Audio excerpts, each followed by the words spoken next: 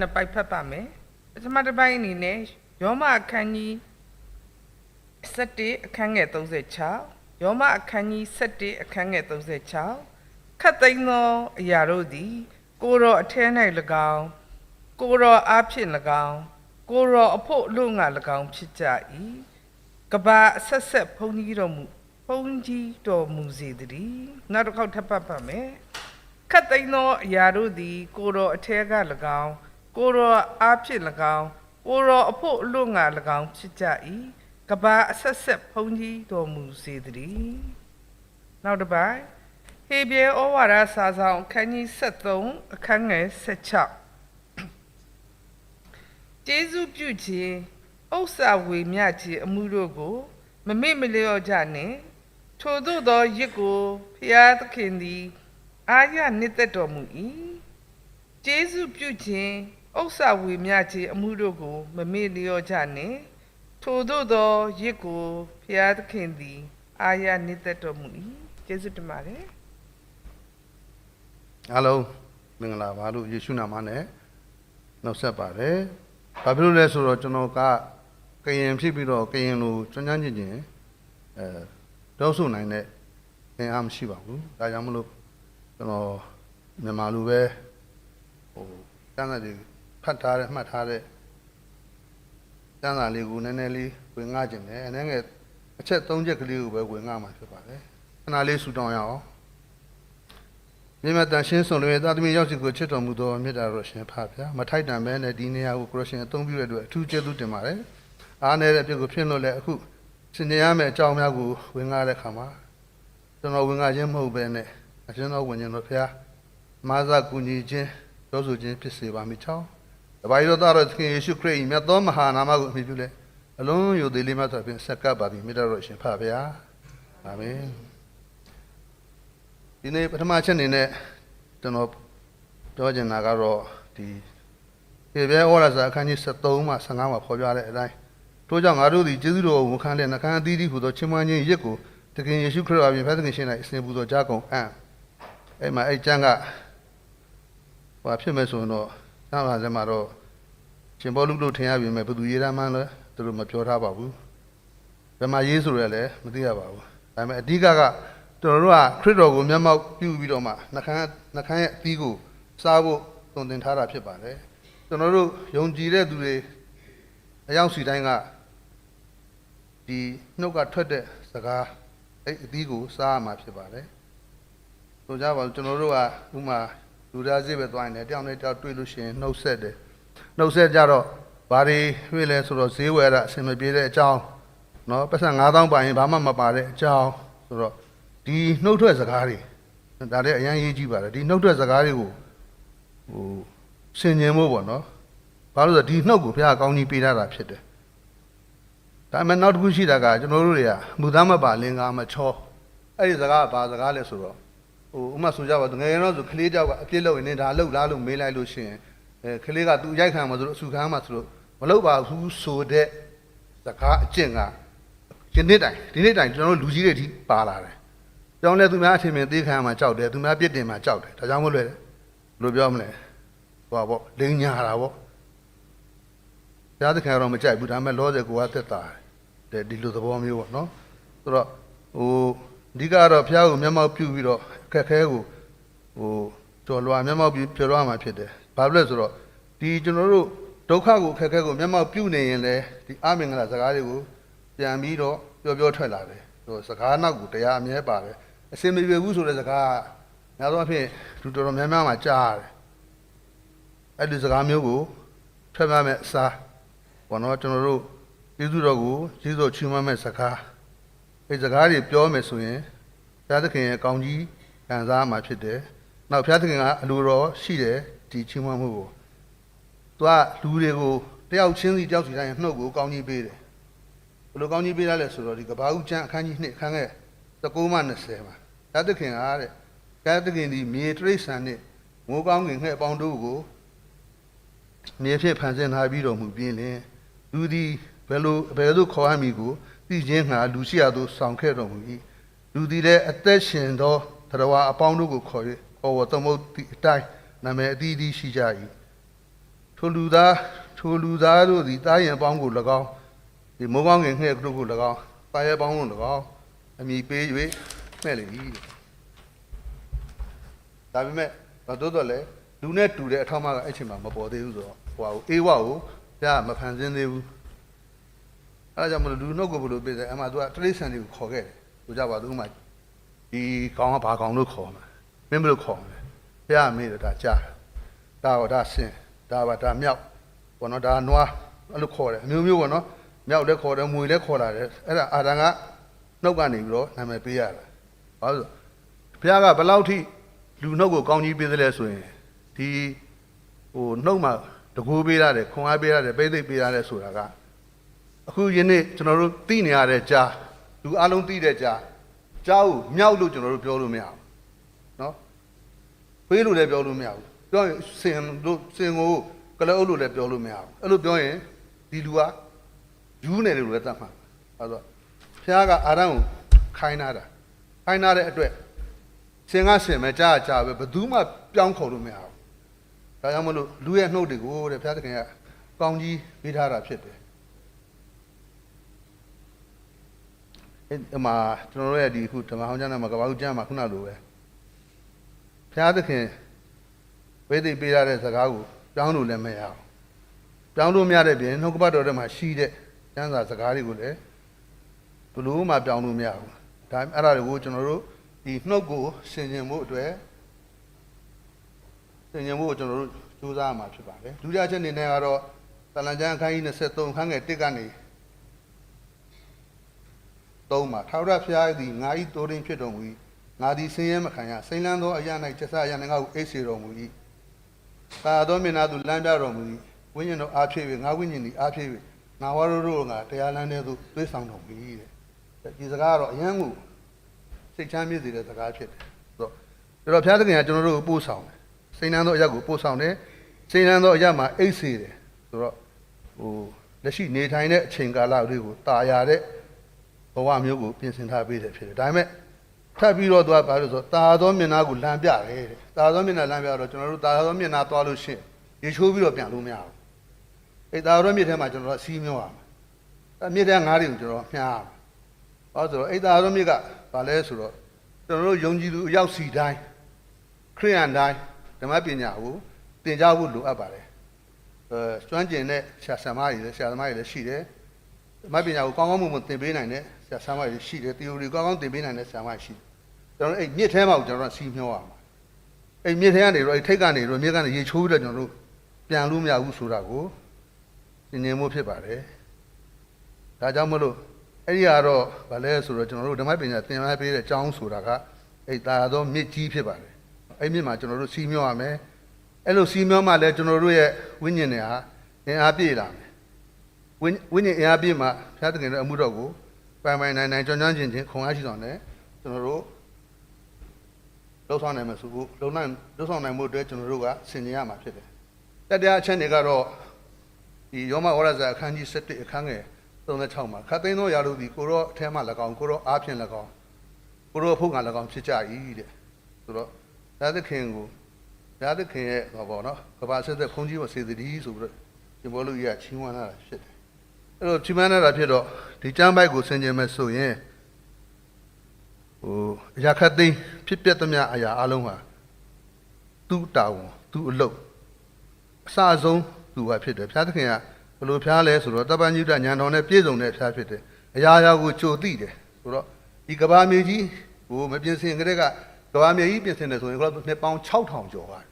အဲ့ဒီနှစ်ပေါင်း6000ကျော်မှာဒီနှစ်ပေါင်း6000မှာတိုင်ငင်မှာဘုရားသခင်ရှိနေတယ်ဘုရားသခင်နဲ့အတူနှုတ်ကပတ်တော်လည်းရှိတယ်ခရစ်တော်လည်းရှိနေတယ်ဆိုတော့ခရစ်တော်ကိုယ်တိုင်ကလည်းပြောထားတာဆိုတော့အာဗြဟံမဖြစ်ခင်ငါရှိနေတယ်ဆိုတဲ့စကားကိုခရစ်တော်လည်းဝန်ခံထားတယ်ဆိုတဲ့အခါကျတော့ဒီကဘာမြေကိုဖန်ဆင်းတဲ့ဘုရားသခင်ကဒီသူဖန်ဆင်းတဲ့လူတွေအကြောင်းကိုသူသိတယ်သူသိတဲ့အတွက်ပထမတစ်ခါသူဆုံးမတယ်ဒုတိယတစ်ခါလည်းသူအဲ့ဒီဟိုအပြစ်ဒူးဆိုင်တာကျူးတဲ့အဲတောရုံဂေါမာရကိုလည်းသူဆုံးမတယ်ပြင်းပြင်းထန်ထန်ကိုဆုံးမခဲ့တာဆိုတော့ကြာတော့သူကအဲ့လိုဆုံးမရင်းနဲ့သူကတနာလာတယ်သူ့လူတွေကတနာလာတော့သူကတခုဟိုခုနပြောသလိုပေါ့နော်တပ္ပညုတညာတော့ပြည့်စုံတဲ့ဖျားဖြစ်တဲ့အတွက်ဘာလို့ရမလဲဆိုတာသူကတင်သိပြီးသားဘယ်လိုတည်းဆိုတော့သူကသူ့လူမျိုးကိုသူပထမဖန်ဆင်းရတယ် သူတို့မျိုးပြင်ဆင်ရတယ်သူတို့မျိုးကြီးတစ်ခုဖြစ်လာအောင်သူပြင်ဆင်ရတယ်သူတို့မျိုးဖြစ်လာပြင်ဆင်ပြီးမှတခါသူကိုယ်တိုင်လောကကြီးကိုဆင်းလာပြီးတော့မှလူတွေကိုကယ်တင်ခဲ့တယ်လူတွေကိုကယ်တင်ခဲ့တယ်ဆိုတာလေခုနပြောဒီနေ့ချိန်ကာလခရစ်တော်ရဲ့လူတွေသတ်မှတ်ထားတဲ့ခရစ်တော်ရဲ့မွေးနေ့တည့်ရက်ဖြစ်တယ်ဒါပေမဲ့ဘယ်သူမှအတိအကျမသိဘူးအေးချမ်းအလွန်အေးချမ်းသောညလို့ပဲပြောထားတာရှိတယ်ဒါပေမဲ့ဒီဇင်ဘာ25ရက်ဆိုတာကဒီကျမ်းစာကိုတက်ပတ်သက်ပြီးဖျားအသုံးပြုတဲ့လူကြီးတွေပေါ့နော်သူတို့ကပြင်ဆင်သတ်မှတ်လိုက်တာပဲဖြစ်တယ်ဒါပေမဲ့အဲဒါကြောင့်လဲခရစ်စမတ်ဆိုတာဖြစ်လာတဲ့အကြောင်းဖြစ်တယ်ဒါပဲဖြစ်ဖြစ်ကျွန်တော်တို့ကအခုခုနကျမ်းပိုက်ပြောဆိုဗျာအရာဆိုရင်ကိုရောအဖို့ငါ၎င်းဖြစ်တယ်ဆိုတာကျွန်တော်တို့အတွက်ဘာမှမရှိဘူးကိုရောအဖို့ပဲကျွန်တော်တို့ကဘာမြေစတင်ဖန်ဆင်းလာကြတဲ့ကကိုရောအဖို့ပဲခုရည်လည်းကိုရောအဖို့ပဲကိုရောအတွက်ပဲဖြစ်တယ်အားလုံးကိုရောအတွက်ပဲဖြစ်ရမယ်ဒါ तू ဘယ်လိုပြောမလဲ तू ပိုင်ဆိုင်ထားတာလေ तू ဖန်ဆင်းထားတာ तू လှုပ်ဆောင်ထားတာသိဉာဏ်တော်အမျှော်မြင်နဲ့ပြည့်စုံတဲ့ဖရားဖြစ်တဲ့အတွက်သူအဖို့ပဲဖြစ်တယ်တစ်ခါမှကျွန်တော်တို့ကဟိုမှာဆိုကြပါစို့သတင်းစကားတွေကြားရတယ်လောကကြီးမှာသတင်းအမျိုးမျိုးကြားဟိုမှာဘာဖြစ်တယ်ဒီမှာဘာဖြစ်တယ်အဲ့မှာဆိုရင်သူကဒုက္ခပဲငါတို့စီရောက်လာအဲ့တစ်ချက်နောက်ပြီးတော့ကိုမွေးထားတဲ့ကုသားသမီးတွေနော်ကိုသားသမီးမြင်းမြစ်တွေဟိုအချိန်တန်လို့ပြန်မရောက်ရင်တော့၎င်းဒီဒူးစရိုက်တွေလုံနေပြီလားဆိုတဲ့တောကစိတ်နဲ့ကျွန်တော်တို့ကဖျားကိုကြော်ပြီးတော့စိတ်ပူနေတာမှစိတ်ပူတဲ့အကြောင်းဘာမှမရှိဘူးသတ်ခင်ရှိတယ်သတ်ခင်အကုန်လုပ်ပေးလိမ့်မယ်သတ်ခင်အကုန်တတ်နိုင်တယ်ဟိုကျွန်တော်တို့ကတခါကျရင်ဖျားကိုကြော်ပြီးတော့မှစိတ်ပူတာဖြစ်ပါမလားသင်ပြပါမလားချက်ခရစ်တွေပြန်မရောက်သေးဘူးဆိုတော့အကြောင်းအရာတွေအများအားပဲကျွန်တော်တို့ဖျားသခင်ကိုကြော်ပြီးတော့တွေ့တော့ပူပန်တတ်တယ်ဒါပဲဖြစ်ဖြစ်ကိုရောလောက်တာကိုရောအတွက်ပဲဖျားသခင်လောက်တာသူ့အတွက်ပဲသူ့အဖို့ပဲဖြစ်တယ်နော်သူ့ထဲကလည်းဖြစ်တယ်သူ့အပြင်ဖြစ်လည်းဖြစ်တယ်သူ့အဖို့လည်းဖြစ်တယ်ဒါကြောင့်မလို့ကျွန်တော်တို့ကဖျားသခင်ကျေးဇူးကိုအရှင်ချီးမွမ်းဖို့လိုအပ်ပါတယ်နော်နောက်ဆုံးအနေနဲ့ဖြစ်မှန်ဇလန်းလေးတစ်ပုဒ်ကိုပြောရင်းနဲ့ညီကုန်းချုပ်ချင်ပါတယ်တချို့အိမ်တွေမှာရှိပါတယ်ကတ်ထားတာအိမ်မှာနေရန်နေမှာပေါ့နော်ဒီဆူတောင်းနေတဲ့လက်တစုံလေးကတ်ထားတယ်ဆိုတော့ prayer hand လို့သူတို့သတ်မှတ်ကြတယ်ဂျာမနီနိုင်ငံရဲ့15ရာစုလောက်မှာဂျာမနီနိုင်ငံမှာညွန်ဘတ်မြို့နားမှာရွာလေးတရွာရှိတယ်မိသားစု18ယောက်ရှိတယ်18ယောက်တည်းမှာညီကိုနှစ်ယောက်ကလည်းပါသူတို့လည်းပြင်မမနဲ့ဆင်းရဲဘဝကိုရုန်းကန်ဆင်းရဲရှာဖွေရတယ်ဆိုတော့ဒီမှာညီကိုနှစ်ယောက်ရှိတယ် Albert Juren နဲ့ Albert သူတို့နှစ်ယောက်ကAlbert ကအကြီး Albert ဟိုကJuren ကအငယ်တနေ့တော့တို့တွေဒီတိုင်းနေလို့မရဘူးခင်ဗျာနဲ့တို့ငါတို့တွေသွားပြီးတော့ကျောင်းသွားတက်ရအောင်တဲ့ဒီအမှုပညာအကယ်ဒမီအမှုပညာကျောင်းတက်ချင်တက်ကျွန်တော်ညီကိုနှစ်ယောက်ကခေါင်းမန်းလှန်တော့ညီကနိုင်သွားတယ်နိုင်တော့ကဲမင်းတဲ့ငါဒီမှာအိမ်မှာကျန်တဲ့မိသားစုတော်ကထမ်းဆောင်မယ်အဲ့ဒါထမ်းဆောင်တဲ့အခါမှာအလုတ်ကျန်းဖြစ်တဲ့မိုင်းတွင်းမှာတတ်တူမှာတူးဖော်တဲ့ခါကျတော့သူ့အကွာတအားပင်ပန်းတယ်ပင်ပန်းပြီးတော့လက်မှာတန်ချက်တွေလည်းရအဲ့ဒီအချိန်မှာသူညီကဘာခေါင်းလဲဆိုတော့ဒီအဲ့အမှုပညာအတတ်ပညာပကြီးပညာနဲ့တက်ပြီးတော့အရန်ကိုတော်တဲ့လူတော်ဖြစ်လာတယ်သူ့သင်ပေးတဲ့ဆရာတွေထက်တောင်သူကတော်သွားတယ်သူနာမည်ကြီးတယ်ပတ်စံရတယ်တနေ့တော့သူเจ้าနေပြီးတော့သူပြန်လာတော့အိမ်မှာမိသားစုတွေပြောဝဲရှင်ဝဲစားဝဲလို့တော့အားလုံးပေါ့နော်သူ့ကိုသူပြောပြီးတော့ကဲအခုကျွန်တော်ပြီးပြီကျွန်တော်မိသားစုတောင်ကိုတက်လဲယူမယ်အခုအဲ့ဒါကိုဆက်လုပ်ပါတက်ပါအကြောင်းတက်ပါဆိုတော့ပြောတော့သူ့ကညှိကြငါတက်လို့မရတော့ဘူးတဲ့ငါလက်တွေကိုကြီးရဲ့ငါလက်တွေကဟိုဘောနော်အလုတ်ချမ်းလုတ်ထားတဲ့အခါမိုင်းထဲမှာတန်ထားချက်တွေနဲ့ချိုးပဲ့နေတာဆိုတော့အဲ့ဒါကိုဘိုးစာကသူညာတွေ့တော့သူညာလည်းစိတ်မကောင်းဝမ်းနေသွားတယ်ငါမတက်နိုင်တော့ဘူးတဲ့ငါဆက်လည်းမလုံနိုင်တော့ဘူးတဲ့မိသားစုဒီတိုင်းပဲကျွေးရင်လည်းကျွေးပြရစီပေါ့ဆိုတော့အဲ့သူညာရန်ဝမ်းနေသွားပြီတော့သူအဲ့မှာစာဝတ်တော်ဝဲထိုင်မှာမိဘရင်းနဲ့လည်းရှိတယ်အဲ့တော့မင်းလက်အုပ်ချလိုက်ကွာတဲ့တကလေးအုပ်လိုက်ချင်ဆိုတော့အဲ့ဒါကိုပကြီးဆွဲတယ်စဆွဲတော့ငါသူက sketch black and white အဲ့ဒါလေးပဲဆွဲတာဒါပေမဲ့နာမည်ကြီးကျင်တော့အဲ့ဒီလက်အုပ်ချီတာနာမည်ကိုတအားကြီးတာသူကဘာပြောလိုက်တယ်ဆိုတော့အမလားဟိုပကြီးကိုခေါင်းစဉ်ပေးတာလေဘာခေါင်းစဉ်လဲဆိုတော့ brothers hand ဒါအဲ့လိုပေးတာပြီးတော့အဲ့ဒီပကြီးကဘယ်လောက်ထိကြော်ကြားသွားလဲဆိုရင်သူတို့ဒီမှာအရန်ကြော်ကြားတဲ့ပကြီးမျိုးဆိုရင်ဟိုပြားတိုင်းမှာထားတာပြားတိုင်းမှာထားတော့ဟိုပတ်ဝန်းကျင်ကလူတွေကသူ့ပြောတာဗောမင်းကိုရဲမူပြီးတော့ချော်လဲပြီးတော့ကြောက်ပြဿနာရှာပြီးတော့ဒီတဲ့တန်ဖြစ်လာတော့မဟုတ်ဘူးတဲ့ तू က ဟိုမိသားစုကိုခဲပေါ့နော်ကျွန်တော်ကိုနိုင်ကလည်းသူ့အထောက်ပံ့နဲ့ကျွန်တော်ဒီကြောင်းတက်နိုင်ငံပါတဲ့သူ့မှာကျေးဇူးတွေအများကြီးရှိပါတယ်အဲ့တော့ဒီလက်ကသူချော်လဲလို့ရတဲ့တန်ရာမဟုတ်ဘူးမူးလို့ရမ်းလို့ရတဲ့တန်ရာမဟုတ်ဘူးတဲ့အဲ့ဒါနဲ့ပဲတချို့တွေကလည်းအဲ့လက်ကိုကြည့်ရင်းနဲ့နာမည်ပြောင်းပေးလိုက်တယ်ပေါ့နော် prayer hand ဆိုပြီးတော့ပြောင်းပေးလိုက်တယ်အဲ့ prayer ပြောင်းဆိုတော့ကျွန်တော်တို့ကဟိုဘယ်လိုခံစားရလဲဆိုတော့သင်ကျင်ရမလဲဆိုတော့ဟိုဒီလူတယောက်ရဲ့အောင်မြင်မှုတွေတယောက်ကကြော်တော်နောက်ကအနည်းနဲ့ခံပေးရတယ်ဆိုတော့အဲ့ဒီသင်ကျင်မှုတရားကိုရရှိပါတယ်လို့ပြောရင်းနဲ့ညီကုန်းချုပ်ပါတယ်ကျေးဇူးတင်ပါတယ်ဝိသဆုတော်ဒုက္ခနာမနော်ပကလူလိုခဲလေလော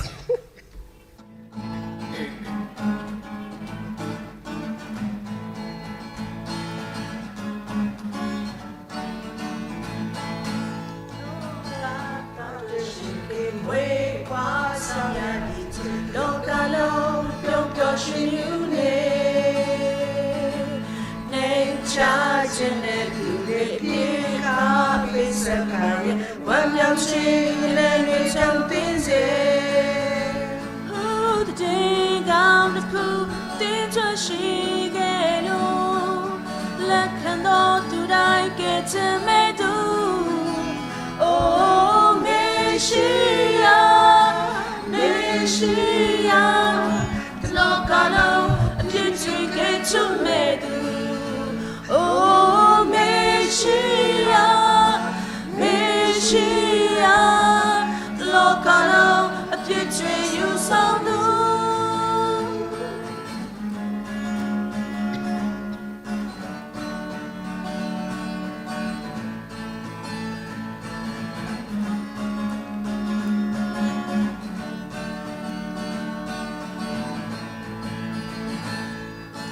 လော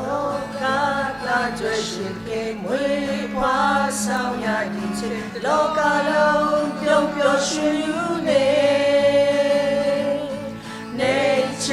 ခြင်းနဲ့သူလေးဒီခါပိစကားရင်ဝမ်းမြောက်ခြင်းနဲ့တွေချုံသိစေ Today down the pool တင်ကြရှိခဲ့လို့လက်ခံတော့သူတိုင်းကဲချင်မေတူ Oh မရှိရမရှိရလောကလုံးအပြည့်တွေကင်းချမေတူ Oh မရှိရမရှိရလောကလုံးအပြည့်တွေလေးဆောင်သူ Oh မရှိရမရှိရလောကလုံးအပြည့်တွေကင်းချမေတူ Oh မရှိရမရှိရလောကလုံးအပြည့်တွေလူဆောင်သူလောကဝမ်းမြောက်ဘယာချွာလာရေကြီးပရေကယူလောကတဲ့နေရပြေချကဘာမြေမိုးအေချူကဘာမြေမိုးအေချူကဘာ